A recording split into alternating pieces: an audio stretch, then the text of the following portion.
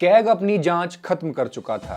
CAG की report और VP Singh के खुलासे के बाद राजीव गांधी से इस्तीफे की मांग जोर पकड़ने लगती है। 1989 में ऐसा क्या होता है कि एक तोप दिल्ली में बैठी सरकार की नाक में दम कर देती है, जानेंगे इस वीडियो में। नमस्कार, मैं हेमंत और आप देख रहे हैं मॉलिटिक्स। बात 30 साल पहले की है, यानी 24 जून 1989 को, जब एक तोप ने लोकसभा में पूरे विपक्ष को एक साथ लाकर खड़ा कर दिया था। ऐसा तब हुआ जब विपक्ष का कोई नेता ही नहीं था। सत्ता पक्ष का एक मंत्री अघोषित रूप से विपक्ष का नेता बन गया था और देखते ही देखते विपक्ष के 110 में से 106 सांसद अपना इस्तीफा दे देते हैं। ये दिन भारतीय राजनीति और खास तौर पर कांग्रेस के लिए भूचाल लाने वाला दिन साबित होता है। मामला 1437 करोड़ रुपए के बोफोर्स घोटाले का था, जिसमें स्वीडन की एक कंपनी एबी बोफोर्स और पूर्व प्रधानमंत्री राजीव गांधी की सरकार के साथ एक सौदा होता है।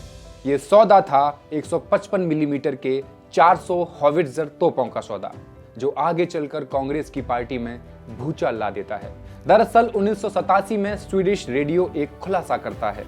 1986 में जो बोफोर्स डील होती है, उसमें दलाली और भ्रष्टाचार का खुलासा। आरोप यह था कि कंपनी ने सौदे के लिए भारत के नेताओं और रक्षा विभाग के अधिकारी को 60 करोड़ रुपए घूस दिए हैं। इसके बाद देश के मीडिया में भी यह खबर तेजी से फैलने लगती है। आरोप लगने के बाद ही कैग एक्शन में आ जाता है और इसकी जांच शुरू हो जाती है। कैग अपनी रिपोर्ट में बताता है कि हथियारों को मानकों का उल्लंघन करके ही खरीदा गया था और हथियारों की डिलीवरी में भी जानबूझकर देरी की गई थी। इसके बाद लुटियंस दिल्ली में हलचल मचना शुरू हो जाती है।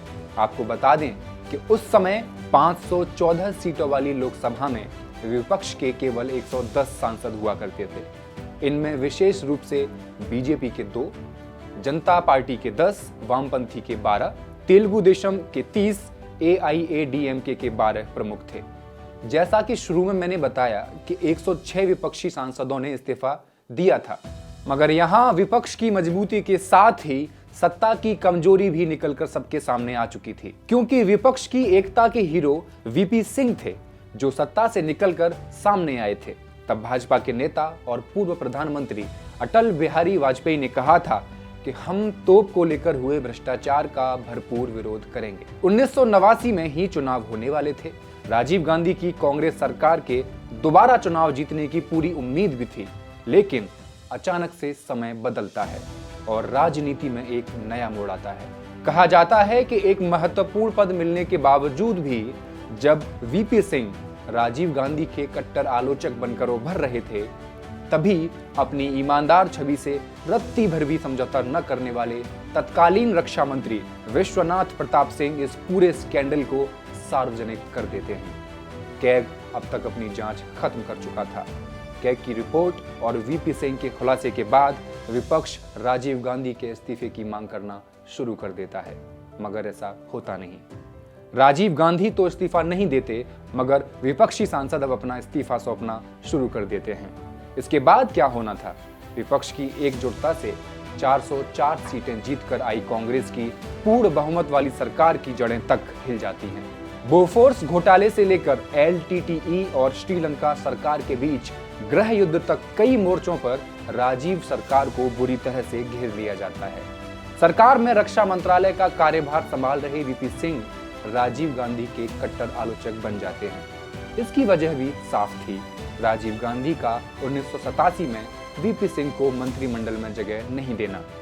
अब कहानी में ट्विस्ट आना शुरू होता है और यहां से शुरू होता है एक नई पार्टी का निर्माण। नाम था जनता दल। आपको बता दें, ये पार्टी ही फिर बाद में सरकार भी बनाती है, मगर कैसे, बताता हूं। राजीव गांधी के द्वारा की गई सभी कार्यवाही से नाराज विश्वनाथ प्रताप सिंह सिर्फ कांग्रेस की सदस्यता से ही इस्तीफा नहीं देते, बल्कि अपनी लोकसभा की सीट भी छोड़ बागी हो जाते हैं।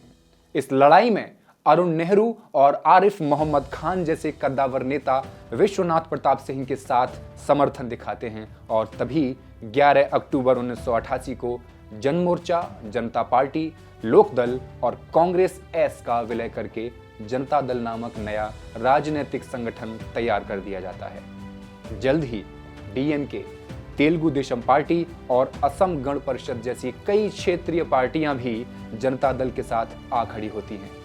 इन्हीं पार्टियों को मिलाकर एक गठबंधन तैयार किया जाता है जिसे नाम दिया जाता है नेशनल फ्रंट। 1989 के लोकसभा चुनाव में नेशनल फ्रंट मजबूती के साथ कांग्रेस के खिलाफ चुनाव में उतरता है और चुनाव में कुल 244 सीटों पर ही अपने प्रत्याशी खड़े करता है। नतीजे आते हैं और इन नतीजों में 143 उम्मीदवार चुनाव जीतने में सफल भी हो जाते हैं। अगर हम 24 जून 1989 की घटना छोड़ दें तो पिछले 70 वर्षों में कभी भी मजबूत विपक्ष बन ही नहीं सका। हमेशा कमजोर विपक्ष ही दिखाई पड़ा। विपक्ष के नेता के लिए जरूरी होता है कम से कम 10% यानी 55 सांसद, लेकिन कांग्रेस के सिर्फ 44 सांसद ही थे। जवाहरलाल नेहरू के कार्यकाल में कभी कोई विपक्ष नेता नहीं रहा क्योंकि कोई दल 10% की संख्या हासिल कर ही नहीं सका। इंदिरा गांधी के वक्त भी लंबे समय तक संसद में कोई विपक्षी नेता था ही नहीं। आज देश में एकजुट हो रहे विपक्षी दलों का इंडिया गठबंधन सक्रिय तो हो रहा है, मगर इसका कितना प्रभाव लोकसभा चुनाव 2024 में होगा, कमेंट बॉक्स में जरूर लिखिए। शुक्रिया।